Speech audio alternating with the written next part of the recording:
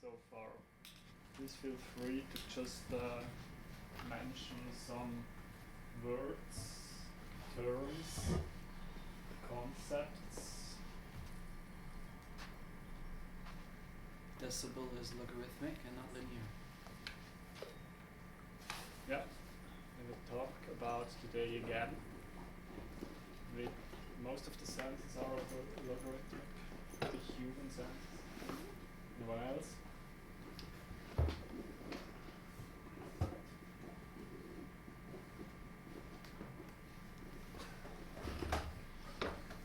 Perception and emotions about like perceptions about the environment.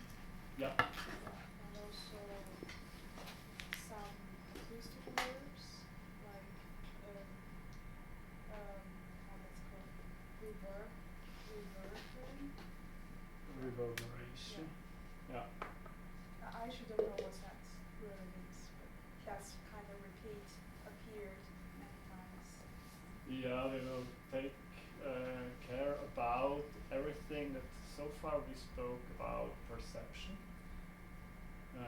Spoke about the introduction, and today we will try to get these concepts a little bit more into a numerical format. Since actually most of the things somehow will be measured at the end.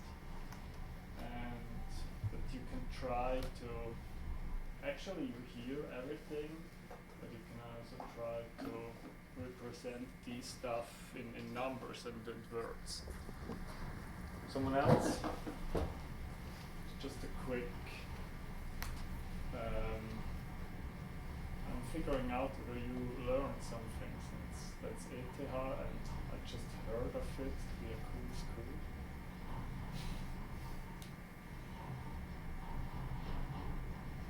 Anyone else? Something very special that comes into your mind? Maybe I found it interesting the way delay with multiple sources changes our perception. Yep. By creating stereo. That actually the localization often is on the first one, huh? So in most of the cases. Unless there is a big delay, which then makes you hear delay as room or as kind of close wall or even as an echo, as you might know from hiking. Cool. So today it's about math and physics. The day looks like that. We will spend approximately 1 hour as an introduction. It's also quite dry. I tried to kind of make it funny, or at least not so dry. And we will just talk about the basic concepts you actually need to know, and then we will have a short look at the exercises, what's around, what I think might be interesting to look at. Probably discuss some individual points. I've just picked a few points that just poke my eyes, and we can discuss these things in here just to get a first feedback for you, since I think it makes no sense if you have exercises without the feedback. And then Achilleas will present the equipment. He unboxed in an insane amount of work. It's about microphones, stands, sound card, cables, and then there's a very short introduction to exercise 3, where you're actually gonna measure something. And then let's do wrap up and feedback at the end. Okay, let's start with a wrap up. We had human perception, we had kind of with audio, with sound, there's different things like frequencies, like times, you have echoes which have times in it, since it's always separated by a temporal distance, you have amplitude, you have spatial information. Achilleas did a recording last time, and there was a microphone on the table. Obviously, as soon as I was standing here, there was no audio anymore. So there might be spatial information, kind of where is it, kind of you have to localize things. And also microphones might have sensitivities that are not the same in every direction, as well as the human voice, which we could see if I just turn around, I'm sounding duller and not so present anymore.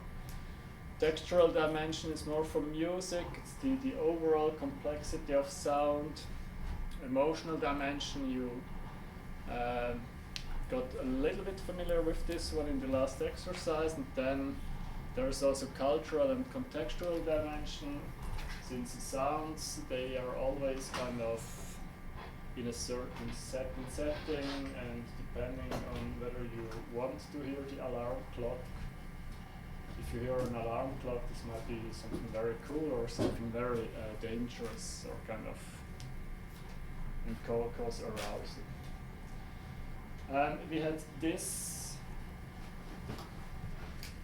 graph which shows that the human hearing is, that's the frequency axis, that's the loudness in decibel.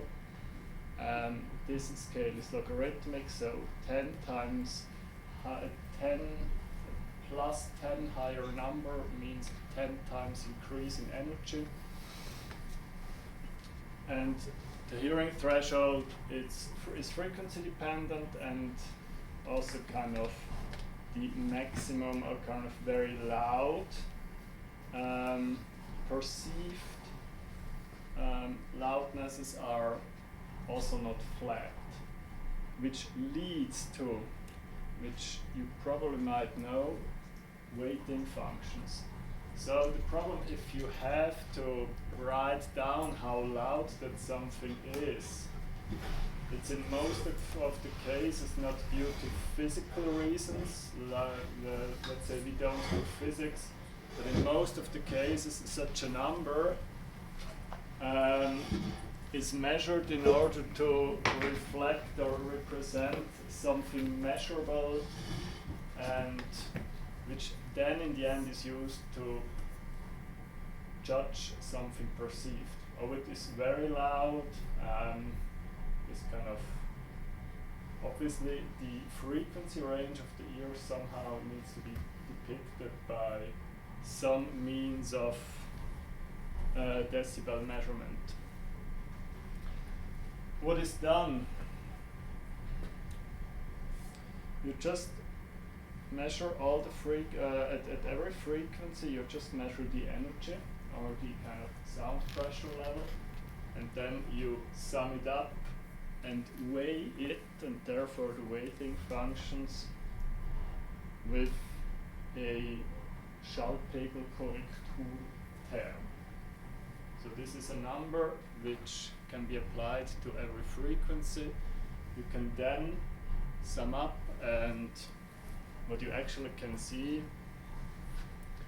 that's the A weighting. It's the most relevant weighting that exists, and all these graphs are built for one single purpose. Something that's very loud, let's say 100 dB around 50 Hertz, is 70 dBA. Something that's around 100 dB, the physical pressure at 1 kilohertz is exactly 100 dBA, and something about 8 kilohertz is also around 100 dBA. So dBA stands for the perceived loudness. It's kind of a number that you will see most likely in kind of regulations like the Lärmschutzverordnung and all these really funny documents that exist in the market in order to judge whether something is tolerable or not. Often if you build houses, you have kind of Straßenlärm, you have any kind of emission coming to a place, and there is rules that you need to put this and that window in this and that scenario, that you cannot use windows against the street at the Rosengartenstraße. Yeah. Okay, just to repeat. The ear is not has not the same sensitivity at every frequency. Therefore, if you need a number that represents a kind of perceived loudness, you obviously have to somehow weigh the physical measurement into a perceived measurement, which is dBA or dBc. dBc is the A weighting relates to the 40-fold curve, which is kind of the ear's sensitivity at low levels. The C weighting is the pointed one. Unfortunately, it's only visible here, but you could guess from not seeing it that it's exactly flat up to here and then goes down again. Is kind of derived from the 100 phone curve, which is more relevant if things are really loud. Nevertheless, the dBc value is almost never used. It's everything dBA, and unfortunately, acoustics is not that old. It's about 120 years old. The actual science about acoustics. In earlier times, they just built cool things, since they built things with a lot of details at every scale, which leads to diffusion and nice sounding reverberation at every frequency, just due to you have things at every scale. You have big obstacles, you have small details.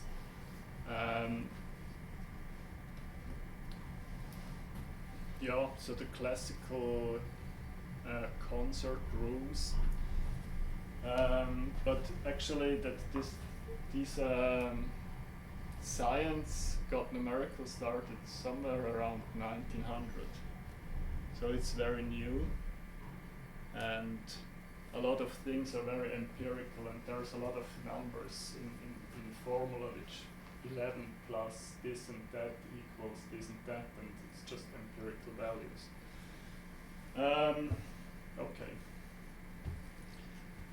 We have dB as a logarithmic value. Unfortunately, there's two of these dBs. There's a very lot of dBs, since dB is just a concept to represent a logarithmic ratio of physical measurement units. Let's talk about sound energy first, and then let's talk about sound pressure, and let's figure out that there's perception at the end, and there's a few rules of thumb which are relevant, and let's quickly think of why this is almost the same, but it's obviously something very different. Imagine that you have a waterfall. A waterfall is kind of a very chaotic process. You have water particles, drops that move, and they generate this classical waterfall sound, which is just noise. So a random signal. If you have two exactly identical waterfalls, they will emit the same random sound, and they then will emit the twice as much sound energy, which makes two waterfalls twice as loud in energy than a single waterfall. It's kind of completely reasonable, isn't it? This increases if you put two waterfall with the double energy over one waterfall, which is 2 divided by 1 log times 10 equals plus 3. So that's the easy thing. If you have two loudspeakers which play back the sound of a single waterfall, you have one single random thing, but two loudspeakers which makes exactly the same movement. So they have membranes in it. I don't want to open them. but they have membranes in it which Here. push and pull the sound. Exactly, looks like this. They push and pull the sound, and if two of them do exactly the same, which means they represent one single random event and not two, they build up the double pressure, which then leads to the case that two sources are adding the double sound pressure, which is fourfold the sound intensity. So they add up by plus 6 dB. Okay, it's quite easy. If two things are from the same source, you have to add 6 dB. A reflection on a wall, which is from the same source, is kind of, if it's very time delayed, it's almost got nothing to do anymore with the original one, so it's adding plus 3 dB. And if you're very close to the wall and they are at the almost same moment, let's say that close to the wall, you will measure plus 6 dB since it's the same event. Which means in physical terms, coherent sources add by plus 6 dB. Coherent means that they are identical, they have a high coherence. And non-coherent sources, which might sound exactly the same and kind of, yeah, they just add by plus 3 dB. So if you're in a restaurant and there's two people talking, you have 8 people in the restaurant, how much louder are they? No, it's about Kopfrechnen.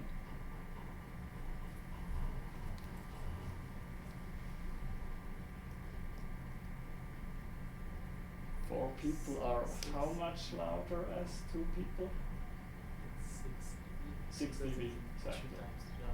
Yeah, it's 2 times the double. If you have 4 robots that exactly tell the same thing at the very same moment, how much louder are they? 12 dB. Which is a super unrealistic scenario, is it? But yeah. The third rule of thumb, just we had the case that I played back some dB values which have been reducing 3 dB, 3 dB, 3 dB, 3 dB by each step. The third rule of thumb is that perceived it's an increase of 10 dB is approximately twice as loud, which is 10 times the energy, which is 3.1 times the pressure. Yeah, something that's 20 dB louder, like me speaking loud versus a rock concert, it's approximately 100 times more energy.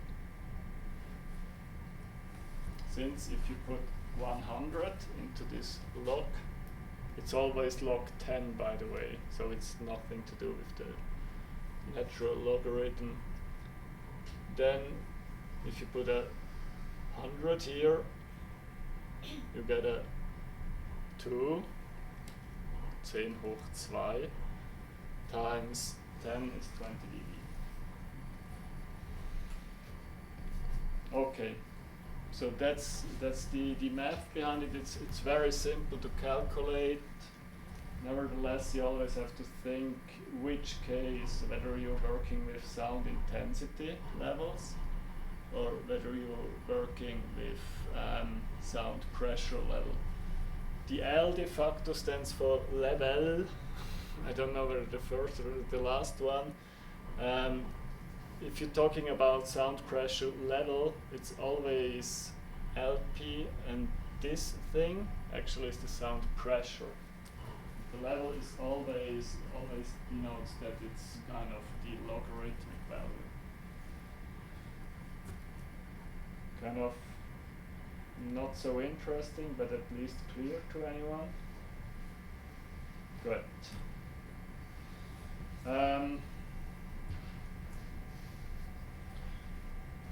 These are kind of the most relevant formulas. You will kind of encounter them for almost in almost any case, especially here. They look quite the same. We'll talk about sound propagation and distance loss. If you have a sound source like me in space, I'm very loud. No, I'm not so loud, but there I'm even kind of lower in volume. Just since the sound is the sound energy I produce is kind of dissipated on a sphere, which grows in space, and with this 340 meters per second, the radius increases. Therefore, we can see that in a distance r, the energy I put into the space here is kind of on the surface A, and if I double the distance, the energy is kind of squared less. So the whole thing is called inverse square law, which means that I have a quadratically increasing surface for distances, which corresponds to a reduction of the sound intention of -6 dB. And this is not valid for the pressure, so the pressure does not decay. That way it's the energy, which is from A to 4A, we again have 1/4. 1/4 in here, 1/4 is -6 dB. Since it's 2 times 2, 2 times 2, and we know for every 2 it's -3. So if it's divided by 2, it's -3. It's divided by 2 again, it's -3. Calculations look like that. In that case, so this is the sound pressure level at a given distance R1. This is the second distance with a sound pressure level that follows this behavior. For line sources, it's obviously different. And there, then all the tricky things start to mix, and why it's actually cool to have an acoustician in a project. Since if you have a line, you emit cylindric waves. The surface of the cylinder does not grow quadratically, it just grows linearly with the distance. There, this rule holds, and it's all for the same reason that we have with power and pressure, we have the 10s and 20s. For a flat surface, if you're very close to it, sound pressure won't decay at all. And as soon as you're quite far, and the surface looks like this on the horizon, it's a point source again, and then you start to have the decay. So all these concepts somehow mix. Now we have the reverberation time. Wallace Sabin, he lived kind of in the early 19th bis 20. Jahrhundert, I never get the offset, 1900 whatever, and did some empirical tests, him clapping at home and in different locations, and just noted down with a stopwatch how long it takes until you can't hear anything anymore. Reverberation time as a number, someone said, yeah, it sounds like 2 seconds in here. Obviously it's a decay, sound goes lower and lower, therefore it makes sense to look at the slope. how long does it take until it's reduced by how much. This is exactly what is done. You have kind of sound, like noise in a room, and all of a sudden you switch off, and then on the logarithmic scale you get something like a flat line, flat-ish line, we will see that later, which is then the decay of sound. If I quickly check where I've if there's echoes, these would just be peaks in that time axis. Since echoes, they always also take a while, and they come back after less reflections than reverb, which means that they're less absorbed. They just bounce once in most of the cases and at 100 times, which is the case if you have a longish hallway at home. You can hear the reverb plus the echoes as two separate things. Who experienced that? Someone wrote about a longish corridor, hallway. Yeah. Could you notice that you actually can hear both of them? It's not only echoes and it's not only reverb. I didn't notice that, I'm just hearing once. Yeah. But then Then nothing happened anymore. It was just one single reflection. for me, yes, but maybe I didn't take care enough. Yeah, might be. You will see this later.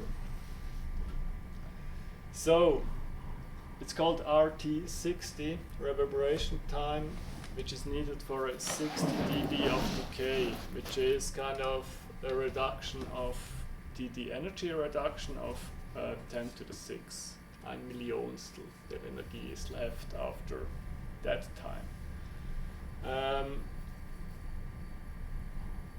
Okay. You switch on something, you look how loud it is, then you measure the decay, that's the reverberation time. This is, you can also calculate it, this is mainly dependent from the volume of the room, the kind of sound absorption surface.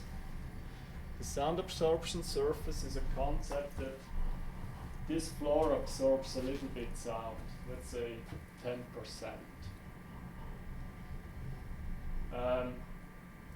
I could add to the room a artificial floor, which is 1/10 of the size, which absorbs kind of 100%. They're equivalent.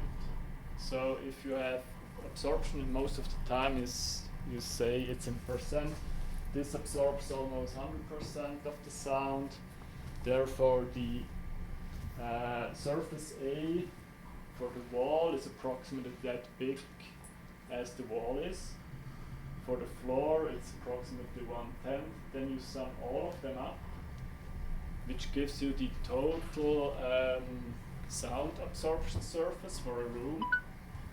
It's just a concentrated absorption at some place. And in the end you have a coefficient, which is also an empirical value. I think it means something, but it's de facto it's not relevant.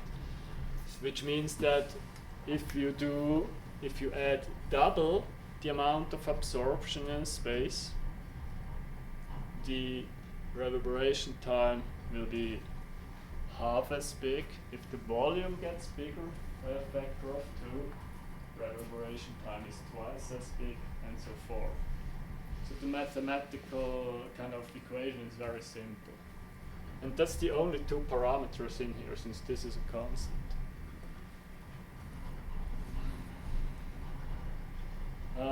There is, if I switch on, quickly check the next slide. and get internet.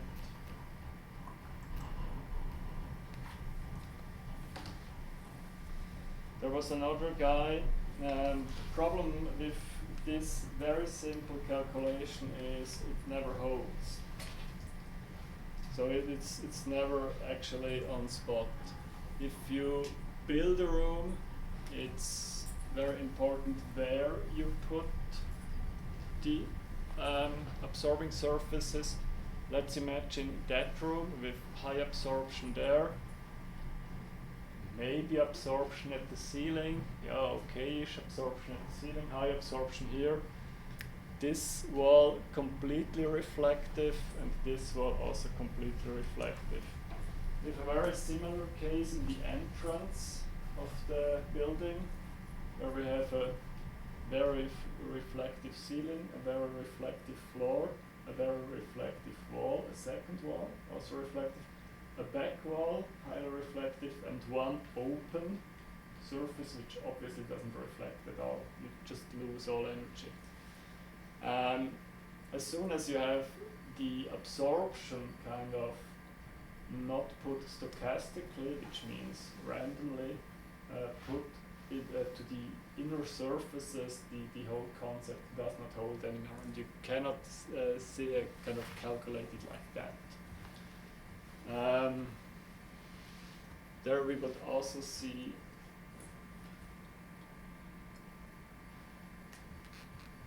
quickly check whether we can find this one. There's a very fleißig, umtriebig Mr. Sengpiel. He's a very old man and just does web pages as have been state of the art in 1990, something like this. But there's a lot of information, and he also has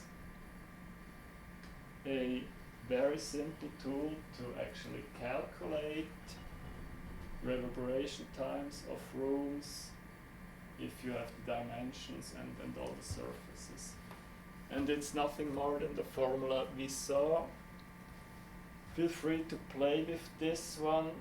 As you can see, I copied the picture from here, thanks to the guy producing it.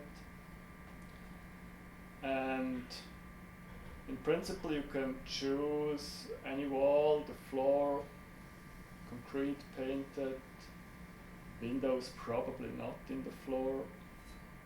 You can add the sizes and the amount, and then you get some guess of how the reverberation time in that particular room is by defining the volume and the surfaces.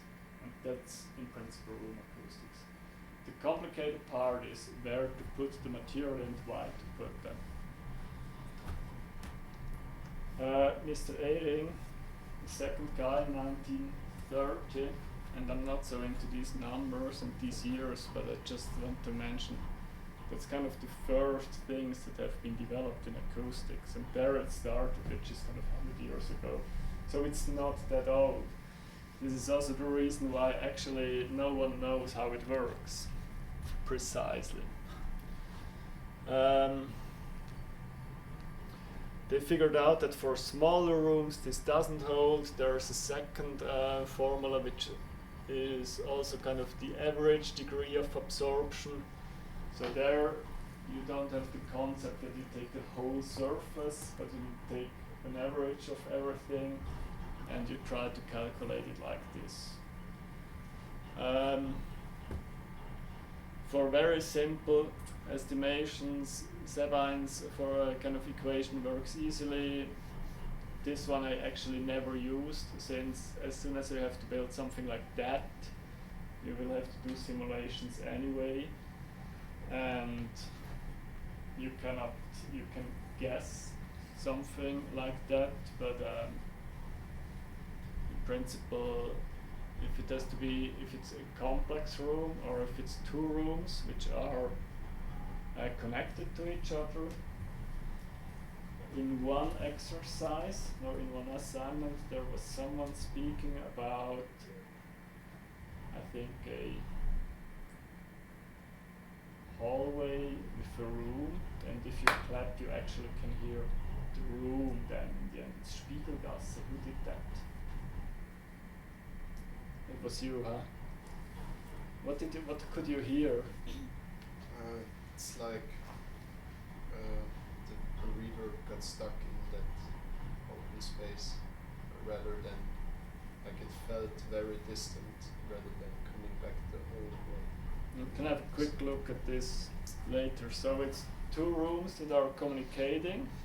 You have one very high, very narrow road, kind of pathway in the old town, and then there's an open space which also is reflective on all sides. And if you clap there, you actually have a very short reverb from where you are, and then you can quite long hear that something there is happening. It's a use case if you are in a room like this and we open the door, and if you clap, you can hear the reverb at the end from the hallway and not from here anymore. So long story short, there's very simple calculation methods to do so. They are not actually precise, and since they do not account for exact shapes, here the volume and the total sound absorption surface is the input. Here the volume, the total area of all surfaces, and the kind of mean of the sound absorption is the input. Yeah.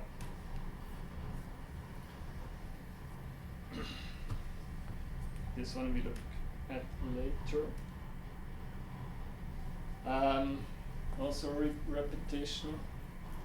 We saw this slide already. I just want to re-mention it. It is very important that you actually think of where to put absorption, since we know from reflections that some reflections are intended, some are not.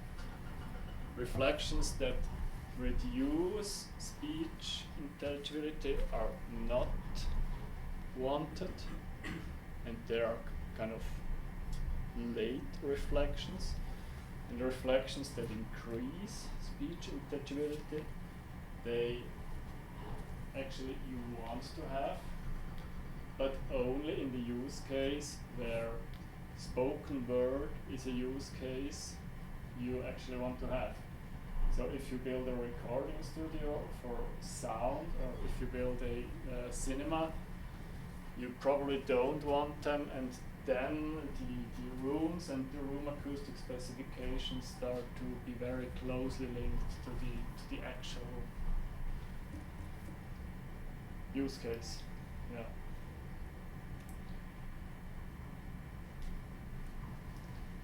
Tuck.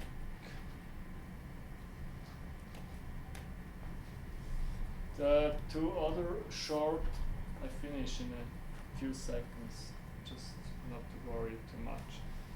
Two other short concepts to think about. You always have, if you are in a room, you always have direct sound, which is on the straight path to you, and you have a lot of reflections. So obviously, since we know that there's the inverse square law, which makes that my sound decays by per doubling of distance, it's minus 6 dB, it's going lower and lower and lower. And what also is known, that reverberation is something that is reflected very often. So the sound level of the reverb is the same everywhere, which means that we get a point in space. This is the distance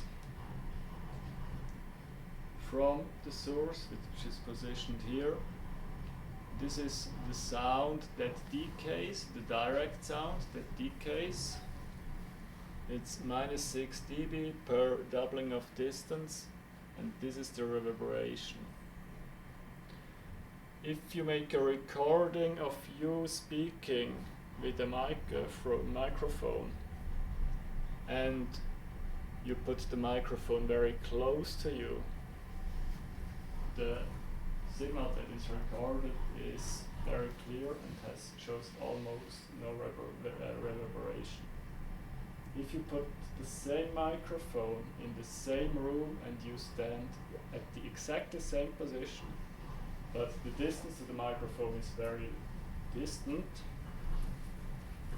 you're somewhere here, where actually the direct sound is the least contributor to what's recorded, and you will just hear echoes and reverberation.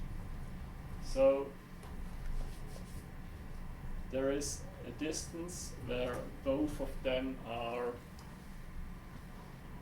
the same in energy. This is the energy of the direct sound, this is the energy of the reverberation. Since these signals, they have the same energy, but they are not exactly the same. Since one is reverb, the other one is direct sound, they add up by 3 dB at this point. This is called the reverberation radius. It is important that if you do recordings, put the microphone, so this might be okay-ish like that.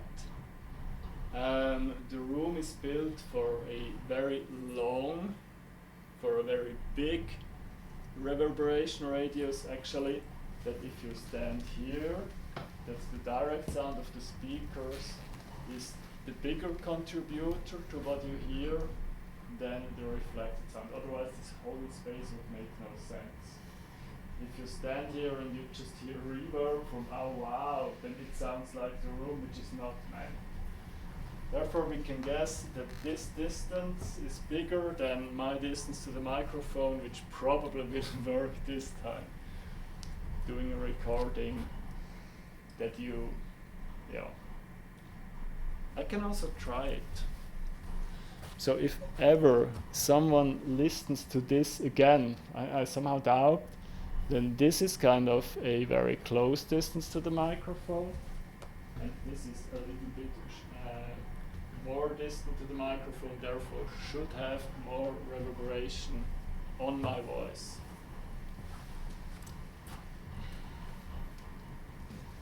This is the equation. It's also very simple. You probably have static or something like this, don't you? Do you calculate as architects budgets? What type of calculations do you do on a daily basis? Studies nothing. Huh? When you're studying almost nothing. Almost nothing. Yeah. So the price of the menu in the Mensa. Okay. It's more like But okay, in structural design you have to calculate something. Yeah, but In you building have- physics you do have to. Yeah. Yeah. But building physics is actually not. You never touch that. Or is Yes. it part of the Only lectures? the first year of bachelor. I mean, my studies in UFL, it was only the first year of bachelor, Okay. so a long time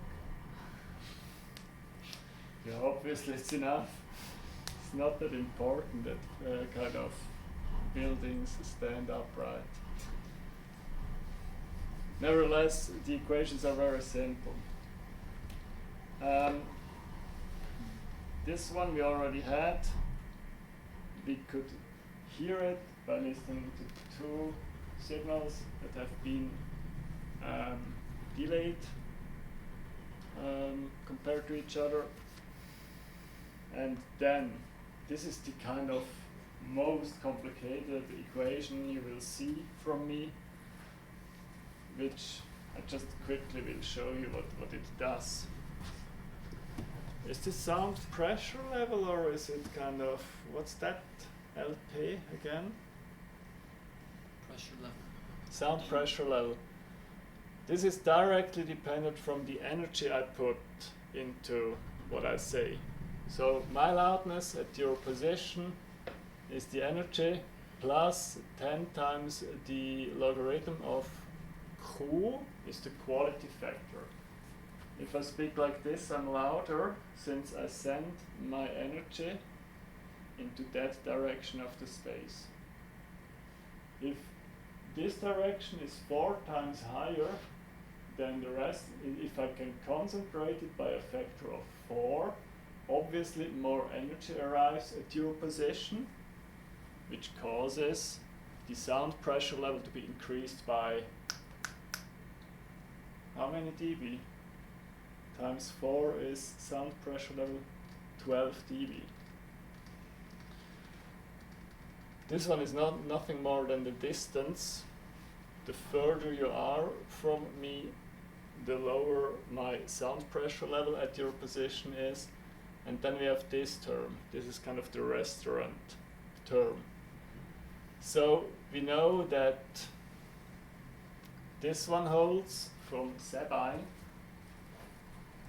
I skip back. I'm sure you will love it in the end. Sabine told this equation, and if I rearrange it, I get the sound absorption surface is a constant divided by the volume times the time.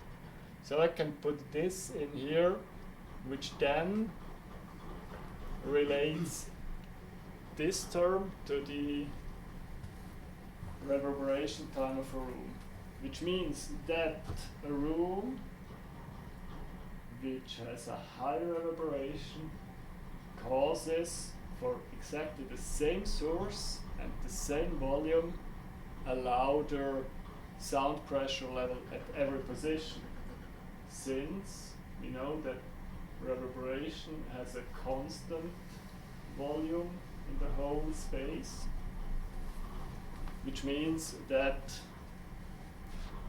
it's kind of the restaurant scenario. Let's assume the following. We have 2 restaurants with 20 persons in it. They're exactly the same. It's McDonald's. They have a unified layout. It's probably not a restaurant. It's a pizzeria with a unified layout.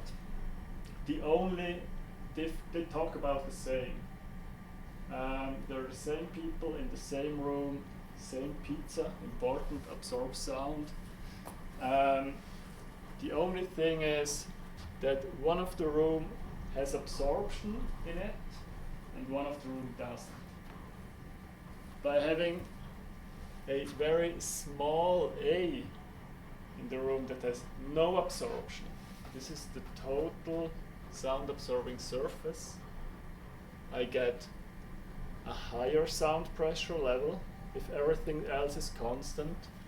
If this one is very high, I get a lower sound pressure level if everything is constant. If we skip back, we can hear that, we can see that since the reverberation, which is de facto this term, this one is that slope. If I have more reverberation, it looks something like this.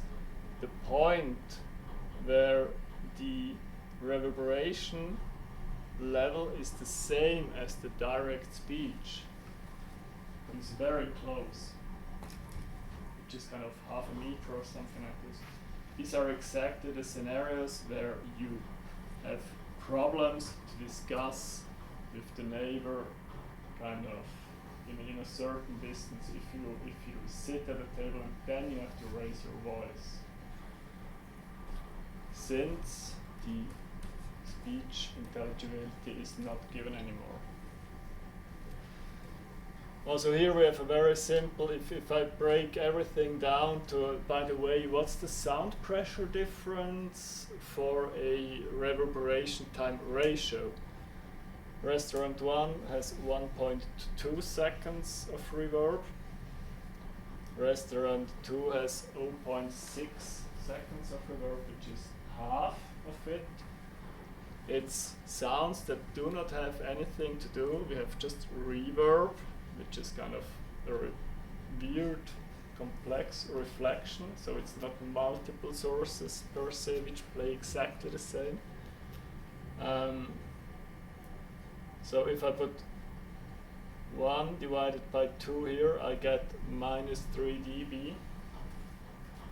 A restaurant that has twice the absorption surface has half an as long reverberation is 3 dB lower in volume.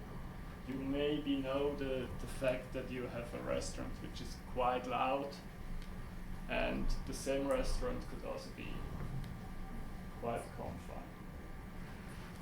So that's it. What are the units for Q? Q is dimensionless. Because we go from It's a ratio. It's a ratio of, you know, the torches. Where you have the lenses you can shift. You can either concentrate the light output to a very widespread angle, or you can focus it and then it gets brighter there. And in principle it's the ratio of how much energy is sent there in the given direction compared to the overall sphere. So a Q of which also holds if there's in room acoustics, then these things start to translate, and I go here and speak to you in that corner. So in principle, if the walls would not absorb and reflect everything back, I do not have to send, if I'm standing here, I have a half sphere, so there's floor reflection, so my energy is sent in half of the sphere, since below the floor you won't hear me anymore. Which means that compared to having no floor, me standing on a stick in a huge height, I'm 3 dB louder in here than if there would be no floor. And if the floor is absorbing completely, you're 3 dB lower again. If I go into the corner with an absorbent floor, I have only 1/4 of the space where my energy is sent to. If I go to the corner and lie down there, my energy would go in 1/8 of the space, and this de facto then results in a Q of 8, which is the concentration factor, the quality factor of the system, which in this case, we know that every 2 is plus 3 dB, so something on a floor compared to having no floor is 3 dB louder. In the corner, at the walls, is 6 dB, and in the corner of the room, I actually don't know the word, it's 9 dB louder. This one we will do it in another time. We will have a speaker and we'll start moving it around and playing and see how this changes. Probably doesn't work in here. Here is a bit difficult, yes, because the surfaces are highly absorbent. Yeah. But we do have a glass there. So. But if you have a boombox at home, try it. Put the boombox in space, put the boombox on the table in front of you, and put the boombox in the corner. And if you figured out that your boombox actually has not enough bass, put it in the corner. It's you can clearly hear it that it's much louder. Okay, that's in principle it from mathematical and physical equations. So we have constructive destructive interference. We will take care another time. And then I put an appendix with, unfortunately it's in German, with a ton of other formulas. If you got be fixed by it. Yeah.